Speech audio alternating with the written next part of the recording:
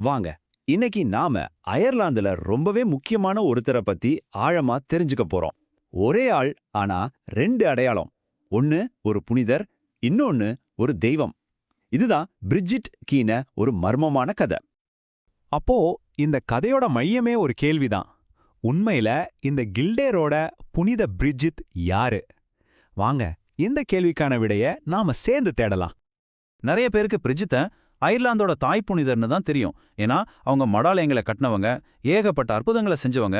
இன்னும் சொல்லப்போனா அயர்லாந்தோட 3 தேசிய புனிதர்கள்ல இவங்களும் ஒருத்தர். இதுதான் பொதுவா எல்லாருக்கும் தெரிஞ்ச கதை.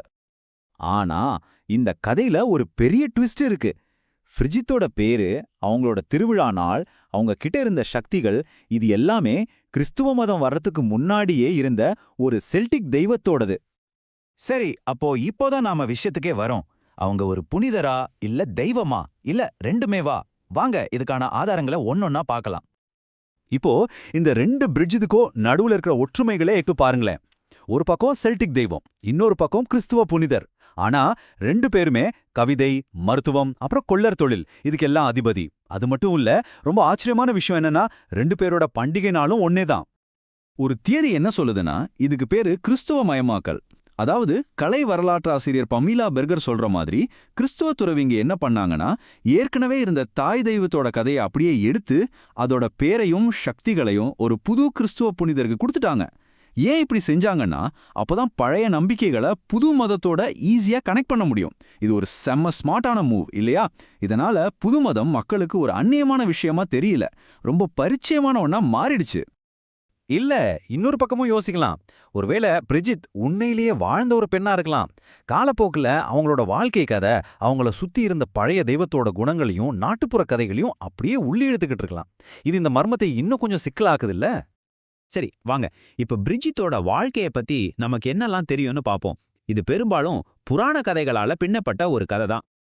வழக்கமா சொல்லப்படுற கதைகளின்படி பிரிஜித் கிட்டத்தட்ட கிபி 451ல ஒரு அயர்லாந்து தலைவனுக்கும் ஒரு அடிமை பெண்ணுக்கும் மகளா பிறந்தாங்க.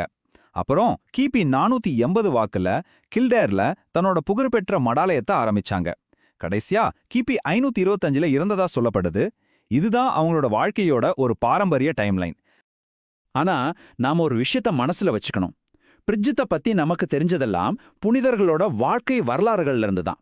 இதெல்லாம் வெறும் ஹிஸ்டரி ரெக்கார்ட்ஸ் கிடையாது, மக்களை இன்ஸ்பயர் பண்ணணும்னு எழுதப்பட்டது. அதனால இதுல உண்மைகளோட சேர்ந்து அற்புதங்களும் பழைய நாட்டுப்புற கதைகளும் கலந்துதான் இருக்கும்.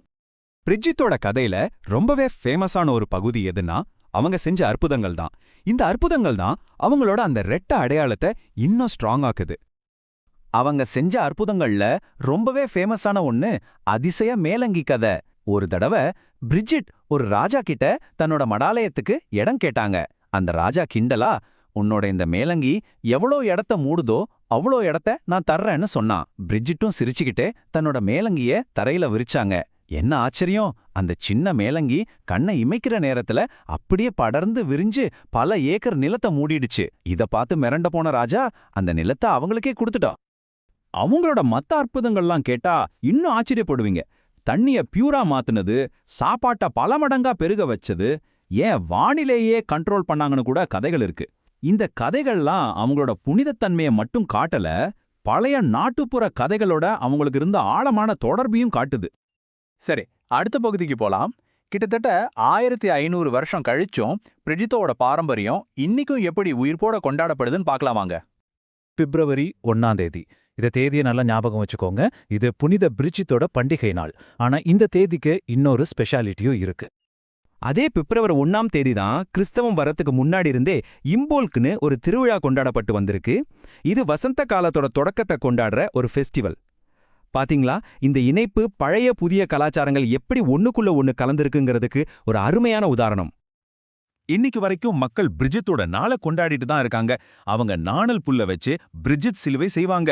அத வீடுகள்ல தொங்க விட்ட நெருப்புல இருந்தும் கெட்ட சக்திகள்ல இருந்தும் பாதுகாப்பு கிடைக்கும்னு ஒரு நம்பிக்கை. அது மட்டும் இல்ல, ஆசீர்வாதம் வாங்கறதுக்காக ராத்திரி நேரத்துல துணிகளை வெளியில வைக்கிற மாதிரி சில பழக்க வழக்கங்களும் இன்னும் இருக்கு. அவங்களோட முக்கியத்துவத்துக்கு இதை விட பெரிய சாட்சி இருக்க முடியாது. 2023ல அயர்லாந்து அரசாங்கம் புனித பிரிஜித் தினத்தை ஒரு புது தேசிய பொது விடுமுறையாவே அறிவிச்சிட்டாங்க. யோசிச்சு பாருங்க, 1500 வருஷம் பழமையான ஒருத்தரோட தாக்கம் இன்னைக்கு எவ்வளவு வலுவா இருக்குன்னு. அப்போ கடைசியா நாம ஆரம்பிச்ச அதே கேள்விக்கே வருவோம். அவங்க புனிதரா இல்ல தெய்வமா? இதுக்கு பதில் என்னவா இருக்கும்னா ரெண்டும் தான். சொல்லப்போனா ஃப்ரிட்ஜிட்ங்கிறவங்க பேக் பேகன் மற்றும் கிறிஸ்தவ பாரம்பரியத்தோட ஒரு அழகான கலவை. அவங்க ரெண்டு உலகங்களையும் இணைச்ச ஒரு பாலம் மாதிரி. இதுல வரலாற்று உண்மை எது புனைவு எதுன்னு பிரிக்கிறத விட இது ரெண்டும் எப்படி ஒன்னா சேர்ந்து இவ்ளோ சக்தி வாய்ந்த காலத்தால் அழியாத ஒரு அடையாளத்தை உருவாக்குச்சின்னு புரிஞ்சுக்கிறதுல தான் அவங்களோட உண்மையான மகத்துவமே இருக்கு. இது நம்மள கடைசி ஒரு கேள்விக்கு கூட்டிட்டு போகுது. நாம கொண்டாடுற ஹீரோக்கள்ல எத்தனை பேர் உண்மையிலே சரித்திரத்துல வாழ்ந்தவங்க, எத்தனை பேர் வெறும் கற்பனை? யோசிச்சு பாருங்களேன்.